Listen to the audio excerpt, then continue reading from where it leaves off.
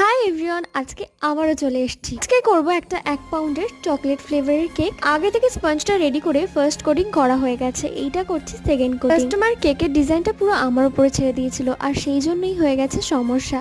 এই রকম পুরোপুরি আমার উপর কেকের ডিজাইন ছেড়ে দিলে আমি না খুব কনফিউজ হয়ে যাই। তখনই করতে হয় কাস্টমারকে হাজার রকমের প্রশ্ন। জানি যে কাস্টমার একটু অকওয়ার্ড ফিল করে তার জন্য, কিন্তু কি করব বলো, আমরা প্রশ্ন না করলে জানবো কি করে যে কার কেমন পছন্দ। গানাশটা তৈরি করার সময় লো ফ্লেম করতে একদম ভুলে গিয়েছি গ্যাস, আর সেই জন্য গানাশটার অবস্থা এইরকম হয়ে যায়। তারপর আর কি, অনেক ভয়তে এই গানাশটা কেকের ওপরে দিই এবং আমি ডেকোরেট করি। দেখো যেরকম স্মুথ হয় সেই রকম স্মুথ হয়নি, কিন্তু খারাপও লাগছে না। ওপরে বসিয়ে দিয়েছিলাম একটা বার্থডে ট্যাগ। পরে গিয়ে জানতে পারি যে দাদাভাইটা কেক নিয়েছে, তার ওয়াইফের আজকে বার্থডে, আর সেই জন্য সে কেকটা নিয়ে যায়। চকলেট কেক নাকি সে খুব পছন্দ করে, আর এই যে টপার্স গুলো দিয়েছিলাম দাদাভাইটার মেয়ের খুব পছন্দ হয়েছে। আর তোমরা বলো।